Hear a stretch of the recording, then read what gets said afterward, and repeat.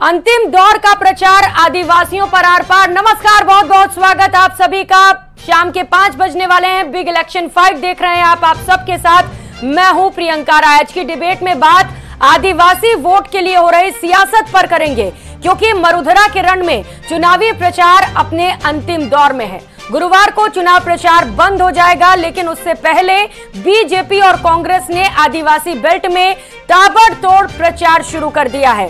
PM Modi ने आज बांसवाड़ा और डूंगरपुर की धरती से कांग्रेस पर प्रहार किए और उन्हें आदिवासी विरोधी बता दिया।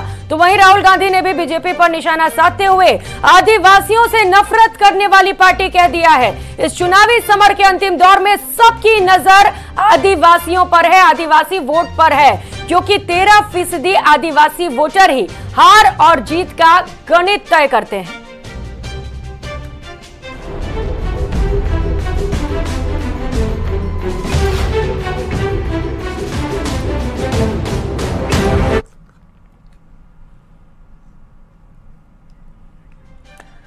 तो चर्चा करेंगे। चर्चा के लिए खास मेहमान इस वक्त हमारे साथ जुड़ चुके हैं, लेकिन उससे पहले ये रिपोर्ट।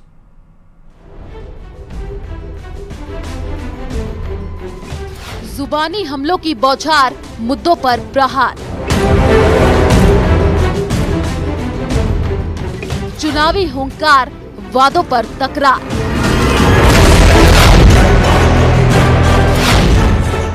सब चौकस, आदिवासियों पर फोकस।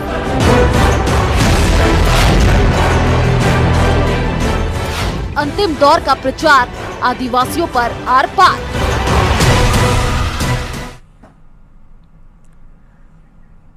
तो आदिवासी वोटर्स को साधने के लिए लगातार आर पार और आरोप प्रत्यारोप का सिलसिला जारी है। चर्चा करेंगे कि आदिवासी वोट इतना ज्यादा जरूरी क्यों है। चर्चा के लिए खास मेहमान इस वक्त हमारे साथ जुड़ चुके हैं। परिचय कराते हुए डॉक्टर निमिषा जी, प्रवक्ता बीजेपी से हमारे साथ जुड़ चुके हैं। भीमराज जाखड़, प्रवक्ता कांग्रेस से। निरंजन पोद्दार, राजनीतिक विश्लेषक के तौर पर इस वक्त हमारे साथ जुड़े हुए हैं। बहुत स्वागत आप सभी खास मेहमानों का न्यूज 18 राजस्थान पर। आज चर्चा की शुरुआत निरंजन जी आप ही से करते हुए, क्योंकि लगातार वार पलटवार का सिलसिला जारी है। जहां एक और बीजेपी कह रही है कि कांग्रेस आदिवासी विरोधी है, तो वहीं कांग्रेस का कहना है कि बीजेपी के मन में नफरत है आदिवासियों के लिए। इतना ज्यादा महत्वपूर्ण क्यों है आदिवासियों का वोट? क्या है सियासी गणित इसके पीछे? देखिए प्रियंका, निश्चित रूप से राजनीतिक पार्टियां जब चुनाव में जाती हैं तो उनके लिए तमाम वोट बैंक, यानी कि जो भी वोट बैंक है वो उनके लिए महत्वपूर्ण होता ही है। लेकिन जब आदिवासी बहुल एरिया के अंदर जब चुनाव होता है और वहां पे ऐसा लगता है कि ये जो वोट बैंक है ये एक तरफा और एक लामबंद होकर के वोटिंग करता है, तो तमाम राजनीतिक पार्टियां वहां पे उनको लुभाने और उनको रिझाने में लग जाती हैं। लेकिन आपको ये चीज भी समझनी पड़ेगी कि अब वो जो आदिवासी समाज है वो उतना भोला और उतना नासमझ नहीं है जितना एक समय में हुआ करता था। आज वो इस चीज को बहुत भली भांति परिचित है कि कौन व्यक्ति, कौन राजनीतिक पार्टी उसके लिए सही काम कर रही है, कौन राजनीतिक पार्टी उसके समाज को सम्मान दे रही है। तो ये सब चीजें वो देख रहे हैं। और जिस तरीके से भारतीय जनता पार्टी ने राष्ट्रपति पद के लिए महामहिम द्रौपदी मुर्मू जी को जब नामित किया था, उस समय कांग्रेस पार्टी के जो नेता थे, और मैं बात करूंगा चाहे अधीर रंजन चौधरी जी की या तमाम जो कांग्रेसी नेता थे, वो किस तरीके से खिल्ली उड़ा रहे थे, किस तरीके से उनका मजाक ले रहे थे। और ये आप ये मान के चलिए कि राष्ट्रपति बनने के बाद में भी उनके बारे में जिस तरीके से अमर्यादित टिप्पणी की गई, क्या आदिवासी समाज उस चीज को भूल गया होगा? आदिवासी समाज ने यह चीज नहीं देखी होगी कि आजादी के 74 वर्षों के बाद में किसी राजनीतिक पार्टी ने एक आदिवासी महिला जो बिल्कुल ग्रामीण क्षेत्र से आती है, किसी राजनीतिक परिवार से नहीं है, किसी बड़े धनाढ्य परिवार से नहीं है, और जिसने आप ये मान के चलिए अपनी सेवा और अपनी सामाजिक जो स्वीकार्यता है उसके बलबूते आज वो राष्ट्रपति पद पे पहुंची है। और उसको सहयोग किस राजनीतिक पार्टी ने किया? निश्चित रूप से ये सारी की सारी चीजें देखने के लिए समाज मेरे हिसाब से इतना जागरूक है, और वो समाज अपने आप इस चीज को तय करेगा कि हमें कौन पार्टी हमें वास्तव में सम्मान दे रही है और कौन पार्टी केवल हमारा उपयोग कर रही है। मेरा तो ये मानना है। भीमराज जाखड़ जी, चूंकि कांग्रेस लगातार ये आरोप लगा रही है बीजेपी पर कि बीजेपी आदिवासियों से नफरत करती है, लेकिन राष्ट्रपति जो हैं वो आदिवासी हैं और कांग्रेस ने तो उसका जमकर विरोध भी किया। फिर कैसे कह सकते हैं आप ये बात? और क्या आपको नहीं लगता है कि चुनाव में इसका फायदा लेगी बीजेपी? देखिए मैडम, कांग्रेस हमेशा आदिवासियों के साथ रही है, आदिवासियों के हित से रही है। अभी भी आप चुनाव में आपके चैनल पे मैं देख रहा हूँ कि 32 सीटें आदिवासियों को दी है, जो कि 16% है। बीजेपी ने तो 30 ही सीटें दी है और उनका वोट बैंक 13% है। ये तो पहले अभी अंदाजा लग जा सकता है, जो तो अभी तत्काल उदाहरण है। और दूसरे, उनका जल और जंगल जमीन का यदि ध्यान रखा है तो वो कांग्रेस ने रखा है, चाहे सेंटर में कांग्रेस रही हो और चाहे स्टेट में रही हो। और हम उनके शिक्षा, स्वास्थ्य और उनके कल्याण के लिए हमेशा काम करते आए और काम करते रहेंगे। और बीजेपी तो सिर्फ और सिर्फ जंगल और जमीन उनको छीनने के लिए उनका प्रयोग करती है। कैसे झारखंड में 20,000 आदिवासी परिवारों को इन्होंने उजाड़ के अडानी को जमीन दी गई और आज उनकी खनिज संपदा पे नजर है। बस ये सिर्फ और सिर्फ पूंजीपतियों को खनिज संपदा देने के लिए आदिवासियों को प्रयोग कर रहे हैं और कुछ नहीं। आप कह रहे हैं कि आप आदिवासियों के लिए काम कर रहे हैं और करते रहेंगे, लेकिन बीजेपी पर आप ये जो आरोप लगाते हैं कि बीजेपी नफरत करती है, किस बिना पर ये आरोप लगाए जा रहे हैं कांग्रेस की ओर से? बीजेपी का काम ही नफरत फैलाना है। नफरत कहाँ नहीं फैलाई बीजेपी ने? आप देख लीजिए, कहाँ जाति, समाज, परिवार, कहाँ किस नाम पे नफरत नहीं फैलाई। आप विकास की बात करोगे, शिक्षा, स्वास्थ्य और इनके ऊपर आप बात करोगे तो पीछे हट जाएंगे। एग्रीकल्चर पे आप पूछोगे हट जाएंगे। आप जीएसटी पे बात करोगे तो ये बात नहीं करेंगे। सिर्फ धर्म और जाति के आधार पे तुष्टिकरण की राजनीति करके लोगों को बहका के ये वोट बैंक की राजनीति करना चाहते हैं। इनको किसान, मजदूर, व्यापारी की चिंता नहीं है। यदि चिंता होती तो आपको देखा होगा, पिछले भाजपा ही सरकार थी जिसने रावड़ा गढ़साना किसानों को गोलियों से बूंदा था। वो पानी मांग रहे थे ना, जब 3 काले कानून लेके आए थे। कौन थे वो सरद मराठे जिन्होंने, एक सॉफ्टवेयर इंजीनियर वो किसानों को बता रहा 3 काले कानून फायदेमंद है? क्या सॉफ्टवेयर इंजीनियर थोड़ी बताएगा किसानों को खेती कैसे की जाती है और खेती के लिए ये 3 काले कानून फायदे के लिए? पर किसान समझ गए थे, उन्होंने लड़ाई लड़ी, 750 किसान शहीद हो गए। पर इन्होंने अभी आज तक उन्होंने इनका घोषणा पत्र भी दे लिया, उसमें भी इसका जिक्र नहीं है। और तब मोदी जी ने माफी मांगी, तब भी कहा था मैं किसानों की चिंता करूंगा, किसानों की भलाई करूंगा। 2022 के अंदर बोलेगा मैं आमदनी दोगुना, वो सारे वादे खोखले हो गए। और वो अमित शाह जी ने सही कहा था, ये जुमले थे और जुमले ही रह गए। और इनका घोषणा पत्र भी मुझे जुमला लग रहा है और कुछ नहीं है। ने ही काम किया है आदिवासियों के लिए और आदिवासी के जो वोट हैं वो उनकी झोली में जाने वाले हैं। अब जरा बताइए क्या किया है बीजेपी ने आदिवासियों के लिए, जो वोट करे आदिवासी आपको? देखिए प्रियंका जी, सर्वप्रथम तो एक साधारण परिवार की आज भारत की राष्ट्रपति है महामहिम, और हम सबके लिए गौरव की बात है कि पहली आदिवासी महिला जो इस सम्मानीय और सबसे सर्वोच्च पद तक पहुंची। और जो प्रक्रिया थी, चुनाव प्रक्रिया, जब से प्रारंभ होने के अंत तक कांग्रेस का व्यवहार जो था वो पूरे भारत के आदिवासियों ने देखा है। उन्होंने उपहास भी उड़ाया और मतदान प्रक्रिया के मध्य में जिस तरह से उन्होंने प्रयास किया कि आदिवासी महिला हमारी महामहिम नहीं मरे, वो जग जाहिर है। बार बार कांग्रेस बात करती है, तो मैं आज आपके चैनल के माध्यम से कहना चाहूंगी, कांग्रेस का झुंझुना बंद होने वाला है। 25 नवंबर को राजस्थान की जनता, हमारे आदिवासी भाई बहन भारतीय जनता पार्टी के सुशासन पर मोहर लगाएंगे और 3 दिसंबर को राजस्थान से ये ग्रहण समाप्त हो जाएगा और भारतीय जनता पार्टी का सुशासन आ रहा है। प्रियंका जी बार बार गरीबों की दुहाई देते हैं, ये कहते हैं कि हम गरीबी हटाई, हमने कल्याण की बातें, तो आपके मुंह से बेमानी सी लगती है। आपके घरों से सोना निकला है, लॉकर से कैश निकला है, और भ्रष्टाचार तो अपने जल, जंगल, जमीन, जानवरों में भी नहीं छोड़ा। लंपी वायरस के नाम पर आपने वैक्सीनेशन का घोटाला किया, आपने जमीन पर खनन माफिया को इतना पनप दे दिया कि हमारे विजयदास भाई, संत भाई को आत्मदाह करना पड़ा, आग लगानी पड़ी खुद को। और जल के नाम पर आपने जितने घोटाले किए हैं, 20,000 करोड़ से ज्यादा घोटाले करके राजस्थान वासियों का कंठ सूखा रहने दिया। ये भूले नहीं है राजस्थान वासी, और युवाओं के साथ, किसानों के साथ अत्याचार। ठीक है, कांग्रेस ने क्या किया, भ्रष्टाचार किए, अत्याचार किए, वो तो अलग की बात है। लेकिन चूंकि हम आज आदिवासियों पर चर्चा कर रहे हैं, तो निमिषा जी वो 5 काम आप गिना सकती हैं क्या, जिनके दम पर आप आदिवासियों के बीच जाएंगे और कहेंगे कि बीजेपी को वोट दे?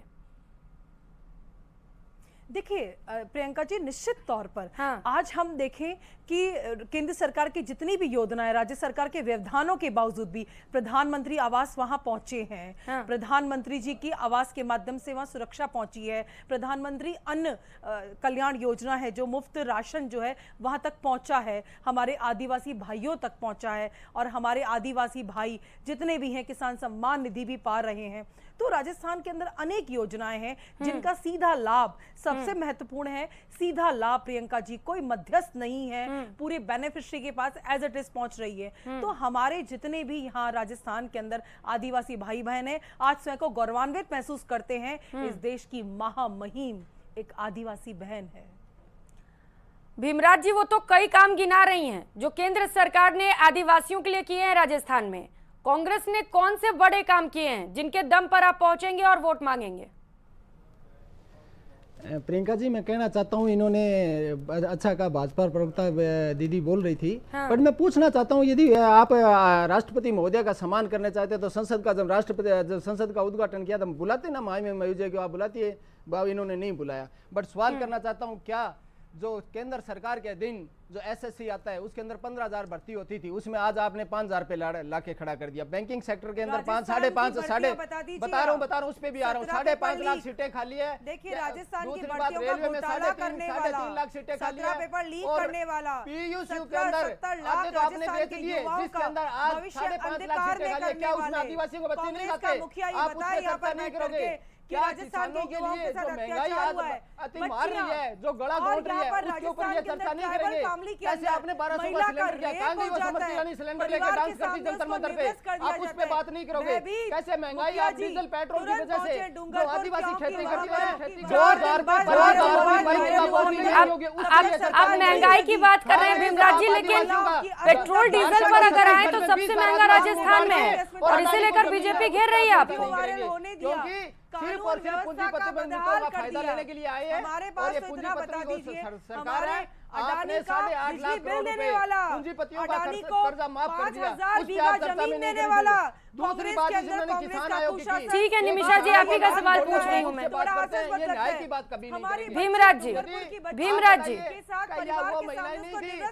ठीक है, मेरे सवालों का जवाब दीजिए। चूंकि लगातार कांग्रेस महंगाई को लेकर हमलावर है, पेट्रोल डीजल के दाम क्यों नहीं कम करते हैं आप? और अब बीजेपी तो दावा कर रही है कि अगर हम सरकार में आएंगे तो समीक्षा करेंगे रेट पर। इनको कुछ नहीं आदिवासियों की चिंता है, सिर्फ और सिर्फ पूंजीपति मित्रों का ये फायदा पहुंचाना चाहते हैं और संरक्षण भी मिलेगा, समृद्धि भी मिलेगी। लिखा गया है। निमिषा जी सुन लीजिए भीमराज जी को पहले। सत्ता में आ जाए तो आप बदले की भावना से कार्य कर रही सरकार, 3 लोगों के हाथों में कर देना, आपकी सत्ता गलती से भी नहीं आएगी, उसी पे ये आज काम करना चाह रहे हैं। और इसके अलावा कुछ पूंजीपति मित्रों की चिंता होती तो कोरोना के अंदर आप सड़कों पे उनको मरने पे मजबूर नहीं करते, आप गोलियों से नहीं बूंदते, आप अजय टैनी के बेटे जिपों से बूंद रहे थे तब नहीं बूंदते। भीलवाड़ा का कोरोना मॉडल पूरे राजस्थान में सराया गया, कोई आदमी भूखा नहीं सोया, कोई दवाई के बगैर नहीं सोया। राजस्थान का भीलवाड़ा मॉडल पूरे विश्व में सराया गया। चिरंजीव योजना है, वो 25 लाख रुपए पूरा देश ओपीएस कानून लाए हैं, तो उसके अंदर भी आदिवासी भाई को फायदा मिलेगा, उस पे ये चर्चा नहीं करेंगे क्योंकि इनकी कथनी और ठीक है, एक एक करके बोलेंगे, एक साथ बोलेंगे, कुछ समझ नहीं आएगा। निरंजन पोद्दार जी आपके पास आते हुए, चूंकि दोनों ही पार्टियां अपना काम गिना रही हैं, आप कैसे देखते हैं इसे? देखिए प्रियंका जी, अगर वास्तव में आप आदिवासी समाज की बात करेंगे तो आदिवासी समाज वो समाज है जो दूर कालांतर में यानी कि समाज के अंतिम पायदान के ऊपर जो अपना निर्वासन करता है। हाँ। और वहां पे आप जाकर के देखेंगे तो आदिवासी समाज की अगर बात करेंगे तो सबसे ज्यादा अंतिम पायदान के ऊपर बैठा हुआ व्यक्ति के अंदर महिलाएं जो हैं वो सबसे ज्यादा प्रताड़ित होती हैं। अगर कानून व्यवस्था की कहीं पे कोई प्रॉब्लम होती है तो आप ये मान के चलिए महिलाओं के ऊपर सबसे ज्यादा अत्याचार होता है। जो आपने अभी राजस्थान के अंदर आपने देखा होगा कि जिस तरीके से 35,000 से ऊपर पिछले 5 साल के अंदर रेप हुए, तो निश्चित रूप से उसके अंदर आप ये समझ लीजिए माताएं बहनों की आबरू तार-तार हुई होगी। उसके अलावा जिस तरीके से खाना बनाने के अंदर केंद्र सरकार ने उज्ज्वला योजना केवल इस चीज को लेकर लागू की कि माता बहनों के आंखों से धुआं जाकर के और आंसू ना निकले। इसी तरीके से अगर करेंगे तो जो शौचालय होता है, जिसको कहते हैं घर में शौचालय, यानी जिसको स्वच्छालय जो नाम दिया गया है, उसके अंदर मेरे हिसाब से सबसे ज्यादा लाभान्वित। लेकिन इस बार कांग्रेस ने जब अपना मैनिफेस्टो जारी किया निरंजन जी, तो ये बात भी कर रही है कि महिलाओं को सुरक्षा भी देंगे और साथ ही साथ महज 400 रुपए में गैस सिलेंडर देने का भी जिक्र किया जा रहा है, जबकि बीजेपी ने 450 बोला है। प्रियंका जी, ये तो देखिए प्रियंका जी, ऐसा है, सब्सिडी देखिए है, चुनाव के अंदर बता रही है। प्रियंका जी, हाँ, प्रियंका जी, चुनाव के अंदर तमाम वादे और जी। प्रतिवादे किए जाते हैं, लेकिन वास्तविकता क्या होती है, हमारे यहाँ कहते हैं कि पूत के पैर पालने में दिख जाते हैं। कि जब 2018 के अंदर कांग्रेस की सरकार राजस्थान के अंदर बनी, आपने देखा होगा 4 साल से वो सरकार केवल होटलों में और रिजॉर्ट के अंदर नजर आई थी, क्योंकि सरकार गिराने का और सरकार बचाने की कसरत चलती रही। लास्ट के 1 साल के अंदर जिस तरीके से चुनावी वर्ष होता है और उसके अंदर तमाम घोषणाएं की जाती है, उन्हीं घोषणाओं के तहत जनता को लुभाया जाता है और जनता को कहीं ना कहीं भ्रमित किया जाता है। लेकिन मेरा यह मानना है कि आज की तारीख में युवा भारत है और भारत का जो युवा है वो बहुत प्रगतिशील और जागरूक है और वो इन चीजों को समझता है। तो ये सारी चीजें, और इसके अंदर हमारे यहाँ कहते हैं कि हाथ कंगन को आरसी क्या और पढ़े लिखे को फारसी क्या। अब तो परसों वहां पे चुनाव पोलिंग होनी है 2 दिन बाद में, और उसके बाद में 3 दिसंबर को वो कहते हैं ना कि भाई तुम्हारे सर पे बाल कितने, कहता महाराज अभी 1 घंटे में आपके सामने आ जाएंगे। तो वही वाली बात है, सीधी सी बात आपको मैं बताऊं, सारे के सारे बाल 3 दिसंबर को सामने आ जाएंगे। जनता ने किसको भीमराज जी, आरोप लग रहा है कांग्रेस के ऊपर लगातार कि आप वादे तो करते हैं लेकिन उन्हें निभाते नहीं हैं, पूत के पांव तो पालने में ही दिख जाते हैं। और चलिए ठीक है, आप अपने मैनिफेस्टो में जो वादे कर रहे हैं उन्हें निभाएं या ना निभाएं, लेकिन चूंकि हम आदिवासियों की बात कर रहे हैं तो मैनिफेस्टो में क्या है खास आदिवासियों के लिए इस बार? मैडम, आदिवासियों के लिए हमने आपको बताया कि ये सभी राजस्थानियों के लिए, आदिवासियों के लिए भी है। उसके अंदर आपको बताया कि एक तो आदिवासियों के लिए मैडम जो महिलाएं उनको 10,000 रुपए का जो फायदा है वो मैंने आपको गिनाया, 10,000 रुपए हर घर की मुखिया को मिलेंगे। सिलेंडर है वो 400 रुपए के अंदर सिलेंडर उनको मिलेगा सबके लिए, तो उसमें आदिवासी भी आते हैं। दूसरी मैडम, हम 10 लाख नौकरियों का जिक्र किया, जिसके अंदर 10 लाख नौकरियां देंगे, जिसमें 4 लाख सरकारी है, 6 लाख हो रहे हैं। ठीक है। दूसरी मैडम, हमने जो आदिवासी है वो ग्रामीण क्षेत्र के से ज्यादातर बिलोंग करते हैं, 100% के करीब, उनको मैडम 2 लाख रुपए का सरकारी बैंक से बिना ब्याज के आप लोन दिया जाएगा। तीसरा इसके अंदर का एक व्यापारी क्रेडिट कार्ड दिया जाएगा जिसमें 5 लाख का बिना गारंटी के लोन होगा, वो भी उनको अवेलेबल कराएगा। तो और दूसरा उनको दिया है शिक्षा का, क्योंकि विकास की पहली सीढ़ी शिक्षा होती है, चाहे सरकार किसी की रो, उसका इससे इश्यू भी नहीं होना चाहिए। तो उसके अंदर आरटीआई के तहत मैडम 8वीं से उसको 12वीं तक कर दिया गया है। तो ये मुझे लग रहा है आदिवासियों के लिए सुनहरा भविष्य हो गया। और दुरुस्त कानून व्यवस्था भी होती है। राजस्थान के अंदर 11 लाख से ज्यादा मुकदमे दर्ज हो चुके हैं। एक बात बताइए, 2 लाख से ज्यादा महिलाओं के प्रति अत्याचार हुए हैं और रेप के बाद उसको रिहाई दी जाएगी, उसका स्वागत किया गया। ये कानून व्यवस्था थी। 15,000 बच्चियां जब भिलवाड़ा में न्याय मांगने गई, जिंदा जल गई। आप उनको करौली के अंदर छोटी बच्ची को उठा के ले गए। आप अलवर के अंदर महिला का गैंगरेप करके उसको जिंदा जला दिया। ठीक है, तो 13% वोट लिए चुनाव में अपना फैसला जिसके आधार पर सरकार बनती है, उसके लिए लगातार दोनों ही पार्टीज की ओर से दावे और वादे किए जा रहे हैं और एक दूसरे पर आरोप प्रत्यारोप भी किए जा रहे हैं। लेकिन अब महज 2 दिन का वक्त चुनावों में बचा है और आदिवासी किसका साथ देते हैं इस बार, ये 3 दिसंबर को पता चल जाएगा। फिलहाल इतना ही, बहुत शुक्रिया आप सभी मेहमानों का हमारे साथ जुड़ने के लिए और इस खास चर्चा के लिए। नमस्कार।